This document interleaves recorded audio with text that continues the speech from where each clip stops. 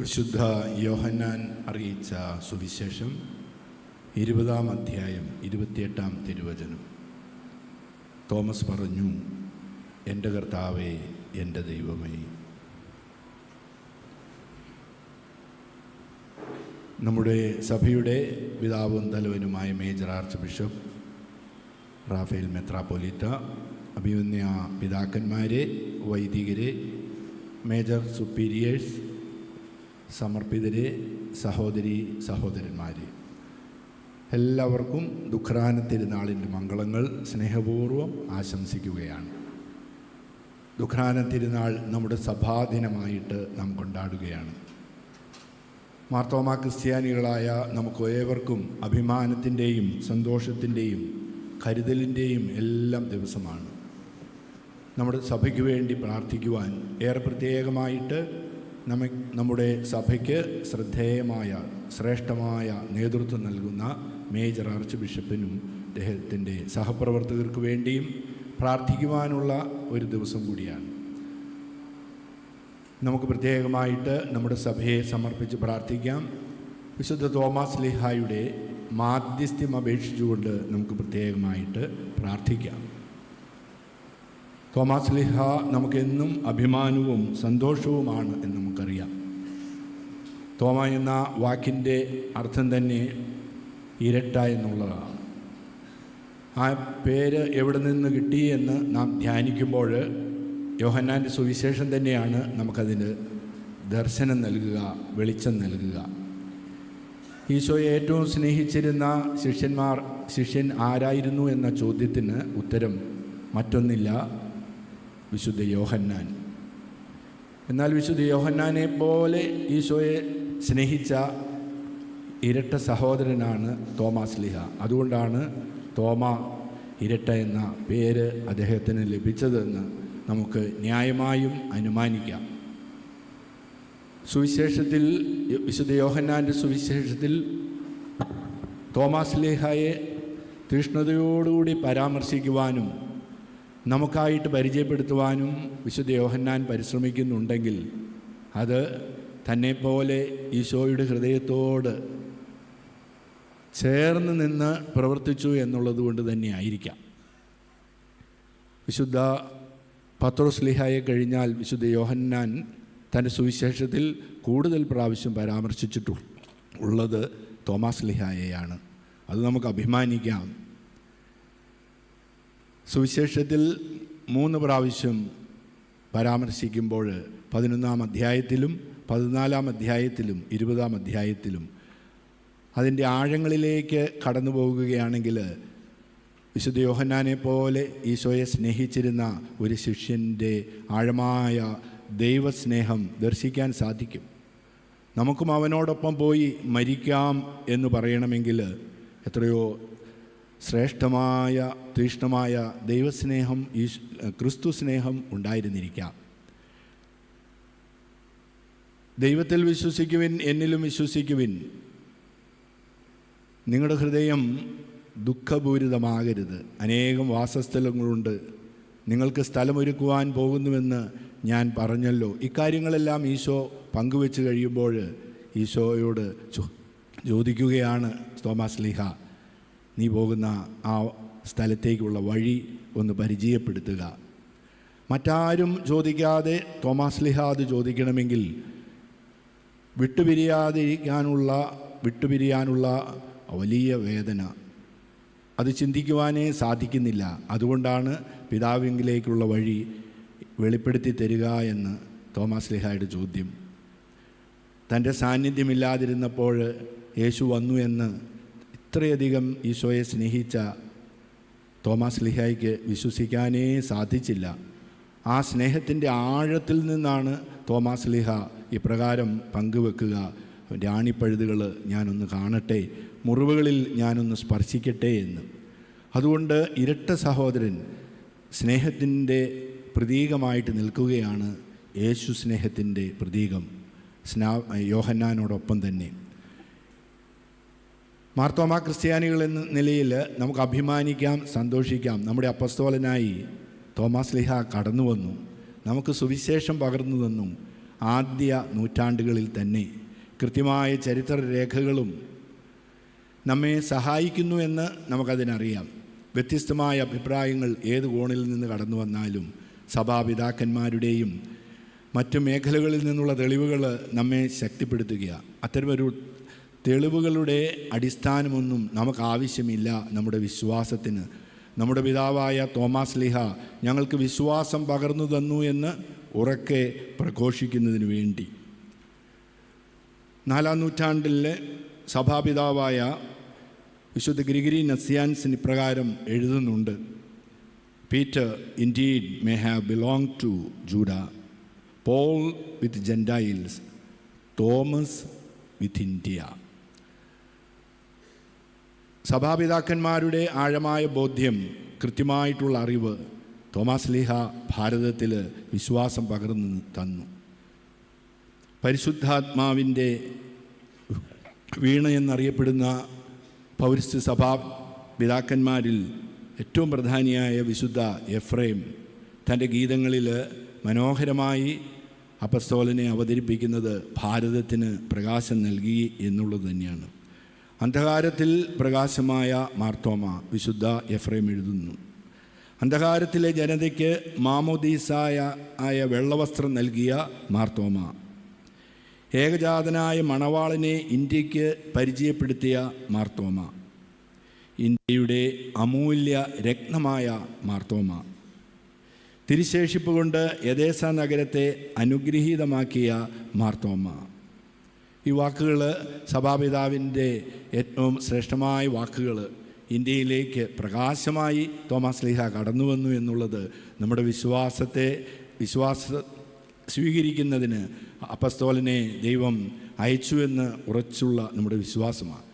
നമുക്ക് എല്ലാവർക്കും തോമാസ് ശ്ലീഹ ഭാരതത്തിൽ കടന്നു വരികയും നമ്മുടെ പിതാവായി നമുക്ക് വിശ്വാസം പകർന്നു തന്നും യേശുവിനെ നമുക്ക് പരിചയപ്പെടുത്തി ത്രിത്വത്തോട് ചേർന്ന് സഞ്ചരിക്കാൻ നമുക്ക് അനുഗ്രഹം നൽകി എന്നുള്ളത് അക്രൈസ്തവരായിട്ടുള്ള ആളുകളുടെയും വാക്കുകളിൽ നിന്ന് നമുക്ക് മനസ്സിലാക്കുവാൻ സാധിക്കും.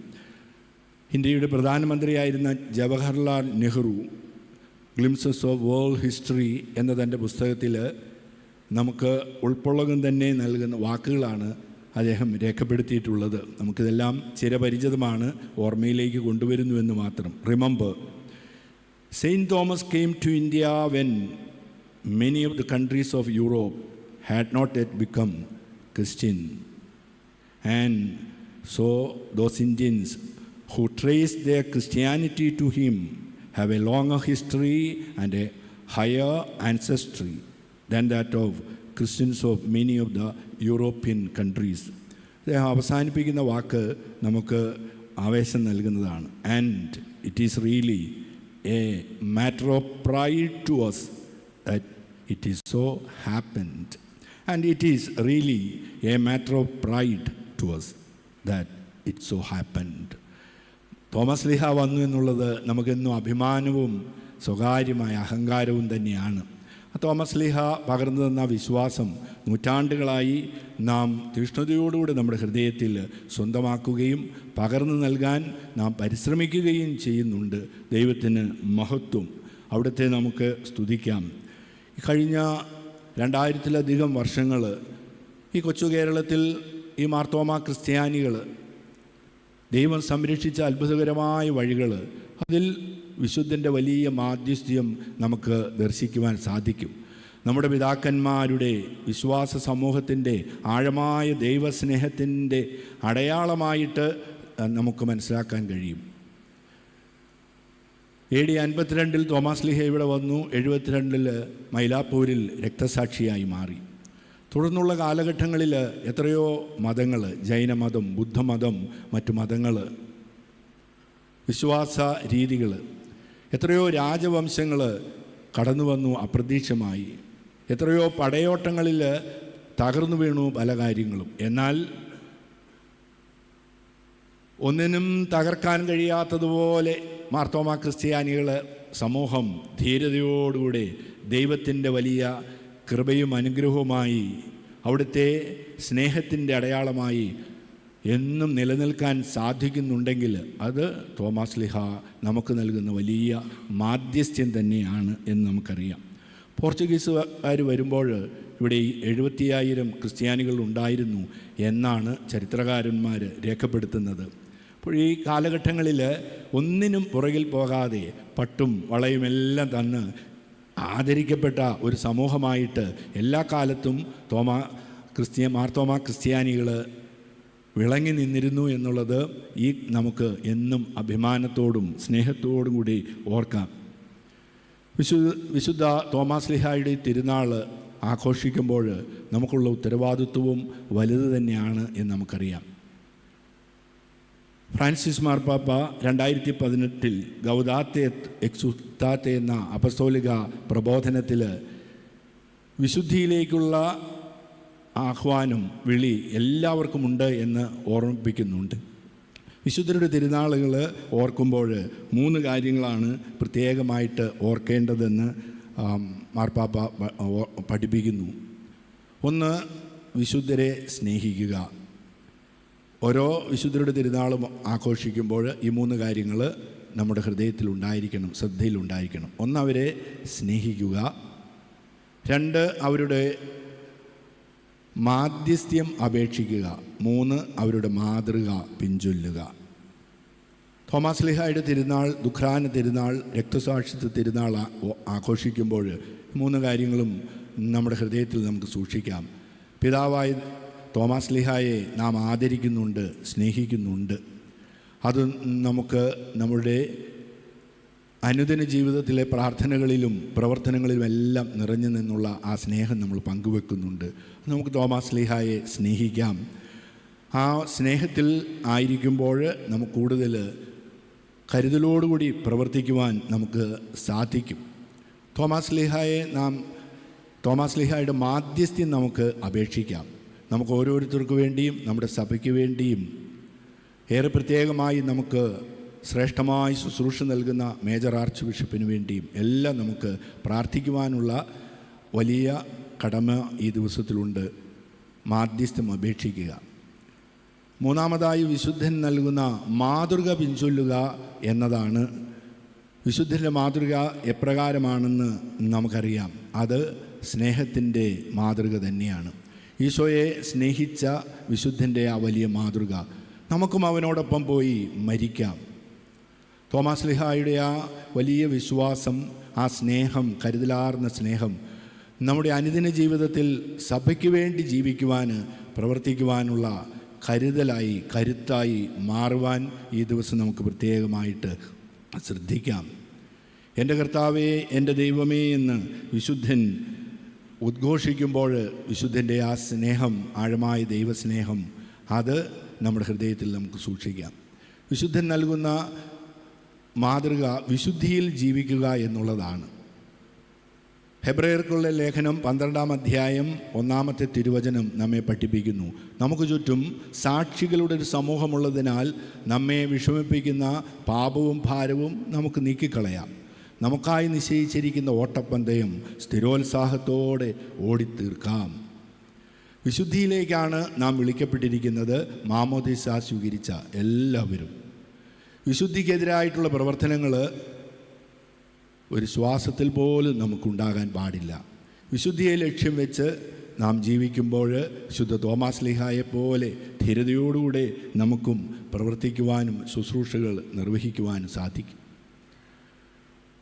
അപ്പസ്തോലന്മാർ ഒരുമിച്ചിരുന്നപ്പോൾ തോമാസ് ലീഹ അവരുടെ കൂടെ ഉണ്ടായിരുന്നില്ല.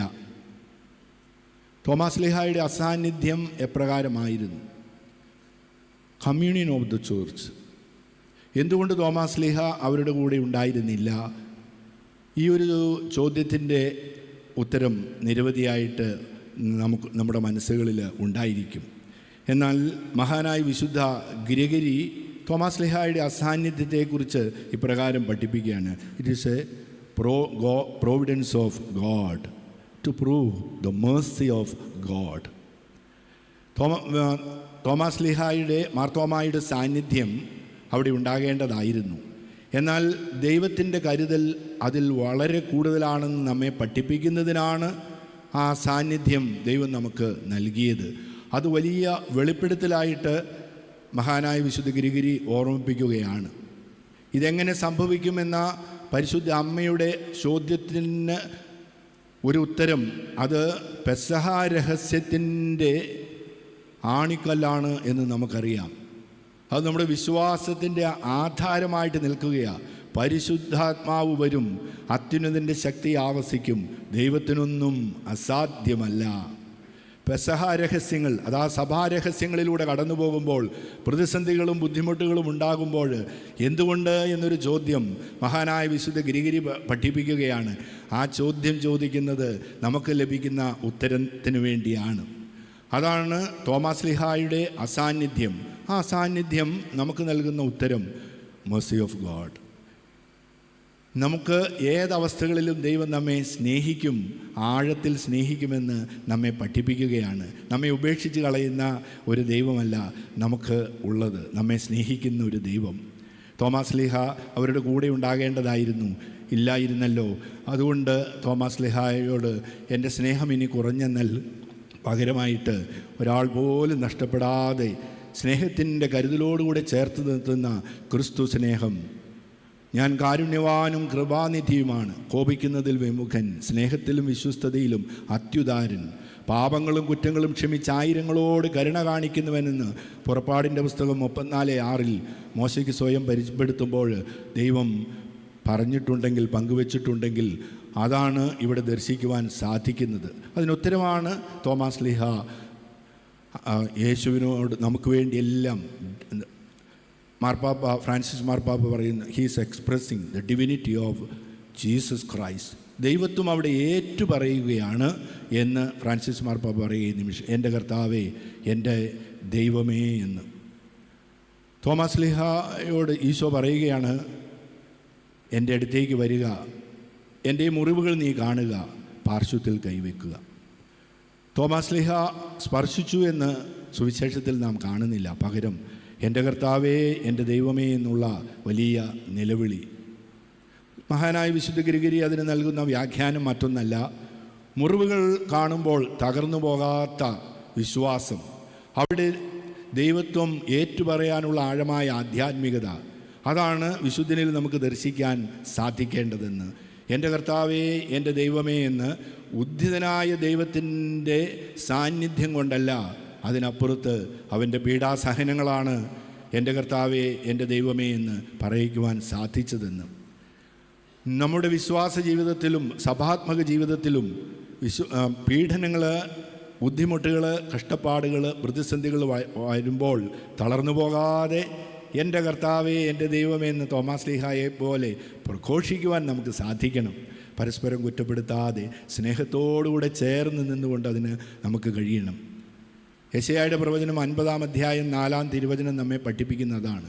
പരീക്ഷീണന് ആശ്വാസം നൽകുന്ന വാക്ക്, ഒരു ശിഷ്യനെ എന്ന പോലെ അവൻ എന്നെ അഭ്യസിപ്പിച്ചു. ഓരോ പ്രഭാതത്തിലും ഒരു ശിഷ്യനെ എന്ന പോലെ കാതുകളെ അവൻ ഉണർത്തി. ഞാൻ എതിർക്കുകയോ പിന്മാറുകയോ ചെയ്തില്ല. അടിച്ചവർക്ക് പുറവും താടിമീശ പറിച്ചവർക്ക് കവിളും ഞാൻ കാണിച്ചു കൊടുത്തു. നിന്നയിൽ നിന്നോ തുപ്പലിൽ നിന്നോ ഞാൻ മുഖം തിരിച്ചില്ല. ദൈവം സഹായത്തിനുള്ളതുകൊണ്ട് ഞാൻ പതറിയതേയില്ല. എൻ്റെ കർത്താവേ, എൻ്റെ ദൈവമേ എന്ന് തോമാശ്ലീഹ അവിടുത്തെ മുറിവുകൾ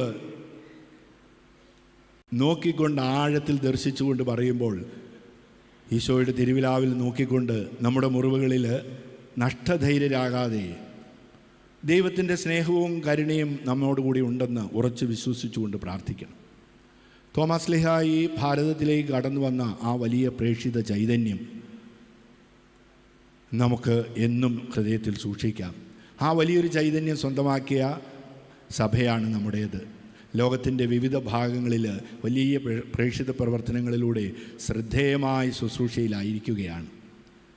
കേരളത്തിലും കേരളത്തിന് പുറത്തും മിഡിൽ ഈസ്റ്റിലും വിവിധ രാജ്യങ്ങളിലും നമ്മുടെ പ്രിയപ്പെട്ട മാർത്തോമാ ക്രിസ്ത്യാനികൾ എത്ര തീഷ്ണതയോടെയാണ് പ്രവർത്തിക്കുന്നത്. ഇന്ത്യയിൽ വിവിധ സംസ്ഥാനങ്ങളിൽ നാം നേരിടുന്ന വലിയ പ്രതിസന്ധികൾ, വിശ്വാസത്തിനെതിരായിട്ടുള്ള പ്രവർത്തനങ്ങൾ, തളരാത്തൊരു മനസ്സ്, നമുക്കുണ്ടാകും തോമാസ് ലീഹായുടെ മാധ്യസ്ഥം അപേക്ഷിക്കാം. മിഡിൽ ഈസ്റ്റിലുള്ള നമ്മുടെ പ്രിയപ്പെട്ട സഹോദരങ്ങൾ വിശ്വാസം കാത്തുപാലിക്കാൻ മാർ തോമാസ് ലീഹായിലൂടെ പിതാക്കന്മാരിലൂടെ പകർന്നു കിട്ടിയ വിശ്വാസം കാത്തു സൂക്ഷിക്കുവാൻ ജീവൻ സമർപ്പിക്കുന്ന ആയിരങ്ങളെ നമുക്ക് ദർശിക്കുവാൻ സാധിക്കും. അമേരിക്കയിലേക്കും മറ്റു വിദേശ രാജ്യങ്ങളിലേക്കും കുടിയേറിയ നമ്മുടെ വിശ്വാസ സമൂഹം നമുക്ക് പകർന്നു കിട്ടിയ ആ വിശ്വാസം തളർന്നു പോകാതെ കാത്തു സൂക്ഷിക്കുന്നതിന് വലിയ തീഷ്ണതയോടുകൂടിയുള്ള പ്രവർത്തനങ്ങളാണ് ക്രോഡീകരിക്കുന്നത്. നമുക്കവർക്ക് വേണ്ടി എല്ലാം പ്രാർത്ഥിക്കാം. ഈ സഭാദിനം നാം ആചരിക്കുമ്പോൾ അതാണ് നമ്മുടെ ഏറ്റവും വലിയ ദൗത്യം. നമുക്ക് പ്രാർത്ഥിക്കാം. ഓരോ വിശ്വാസിയും പ്രേക്ഷിതനാണ്. മാർ തോമാസ് ലീഹായുടെ മകനോ മകളോ ആണെങ്കിൽ തോമാസ് ലീഹായെപ്പോലെ ധീരതയോടുകൂടി നമുക്കും അവനോടൊപ്പം പോയി മരിക്കാമെന്ന ആ ഉദ്ഘോഷം ഹൃദയത്തിൽ എപ്പോഴും പങ്കുവെക്കൽ ഉണ്ടാകണം. നമുക്കതിനു വേണ്ടി പ്രത്യേകമായിട്ട് പ്രാർത്ഥിക്കാം. നിയമാവർത്തന പുസ്തകം 33-ാം അധ്യായം 25-ാം തിരുവചനത്തിൽ മോശ തൻ്റെ പ്രിയ ഇസ്രായേൽ ജനത്തിന് നൽകുന്ന ആശീർവാദം നമുക്ക് നമ്മുടെ സഭയ്ക്ക് നൽകുന്ന ആശീർവാദമായിട്ട് പ്രത്യാശയോടുകൂടെ നമുക്ക് ഈ അവസരത്തിൽ ഹൃദയത്തിൽ സൂക്ഷിക്കാം. നിൻ്റെ ഓടാമ്പൽ ഇരുമ്പും പിത്തളയും, നിൻ്റെ ആയുസോളം നിൻ്റെ ശക്തിയും. യെഷുറൂൺ, നിൻ്റെ ദൈവത്തെ പോലെ ആരുമില്ല. നിന്നെ സഹായിക്കുവാനായി വിഹായസിലൂടെ മഹത്വപൂർണനായി മേഘത്തിൽ അവിടുന്ന് സഞ്ചരിക്കുന്നു. നിത്യനായ ദൈവം നിൻ്റെ അഭയം. താങ്ങുവാൻ ശാശ്വതമായ കരങ്ങൾ. ശത്രുക്കളെ അവിടുന്ന് തട്ടിമാറ്റും. സംഹരിക്കൂ, അവിടുന്ന് പറയും. ഇസ്രായേൽ സുരക്ഷിതമായി വസിക്കും. ഈ ദൈവത്തിൻ്റെ വചനം നമ്മുടെ സഭയ്ക്ക് ദൈവം നൽകുന്ന വചനമാണ്. മാർത്തോമാ ക്രിസ്ത്യാനികൾ എന്ന നിലയിൽ നമുക്കുള്ള ഉത്തരവാദിത്വം ധീരതയോടുകൂടി സുവിശേഷം പ്രഘോഷിക്കുക. സഭാഗാത്രത്തോട് ചേർന്ന് നിന്ന് കൂട്ടായ്മയിലായിരുന്നു കൊണ്ട് അവിടുത്തെ പ്രഘോഷിക്കുവാനുള്ള ഒരു വെല്ലുവിളി നമ്മുടെ മുമ്പിലുണ്ട്. നമുക്കത് ധീരതയോടുകൂടി ഏറ്റെടുക്കാം. ദൈവം നമ്മുടെ കൂടെയുണ്ട്. അവിടുന്ന് നമ്മുടെ ഓടാമ്പൽ ഇരുമ്പും പിത്തളയുമാണ്. വിഹായസിലൂടെ മഹത്വപൂർണനായി അവിടുന്ന് സഞ്ചരിക്കുന്നുണ്ട്. നമ്മുടെ ശത്രുക്കളെല്ലാം അവിടുന്ന് തട്ടിമാറ്റും. പ്രത്യാശയോടുകൂടെ നമുക്കായിരിക്കാം. നമുക്ക് ഈ സഭാദിനത്തിൽ ഒരുമിച്ച് ചേരുവാൻ എല്ലാ ക്രമീകരണങ്ങളും നൽകിയത് നമ്മുടെ പ്രിയപ്പെട്ട ഈ മൗണ്ട് സെൻറ്റ് തോമസിലുള്ള പ്രിയപ്പെട്ട വൈദികരും സഹോദരങ്ങളുമാണ്.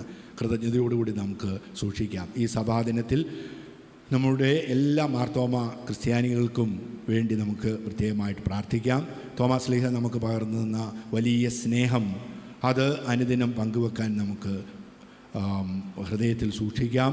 അപ്രകാരം തന്നെ വിശുദ്ധിയിൽ ജീവിക്കുവാനുള്ളൊരു ആഹ്വാനം, പ്രേക്ഷിത പ്രവർത്തനത്തിനുള്ള വലിയൊരു വിളി അത് നമുക്ക് പ്രാവർത്തികമാക്കാം. പ്രതിസന്ധികളുടെ മുൻപിൽ തളർന്നു പോകാത്ത ഒരു പോരാട്ട വീര്യം അത് തോമാസ് ലീഹായ്ക്കുണ്ടായിരുന്നു. അത് നമുക്കുണ്ടാകാൻ നമുക്ക് പ്രാർത്ഥിക്കാം. കരുതലോടുകൂടി നമ്മെ കാത്തു പരിപാലിക്കുന്ന ദൈവത്തിൻ്റെ സ്നേഹം നമുക്ക് തിരിച്ചറിയാം. പരിശുദ്ധ അമ്മയുടെ വലിയ മാധ്യസ്ഥ്യം എപ്പോഴും തോമാസ് ലീഹായ്ക്കുണ്ടായിരുന്നു എന്ന് നമുക്കറിയാം. സ്വർഗാരോപണത്തിൻ്റെ ആദ്യത്തെ അടയാളം തോമാസ് ലീഹായ്ക്ക് ആണ് ലഭിച്ചതെന്ന പാരമ്പര്യം നമ്മുടെ സഭയെയും കാത്തു പരിപാലിക്കാൻ നമുക്ക് പരിശുദ്ധ അമ്മയുടെ മാധ്യസ്ഥ്യം അപേക്ഷിക്കുകയും ചെയ്യാം. ഒരിക്കൽ കൂടി ഏവർക്കും സഭാദിനത്തിൻ്റെയും ദുഃഖാന തിരുനാളിൻ്റെയും മംഗളങ്ങൾ നേരുന്നു.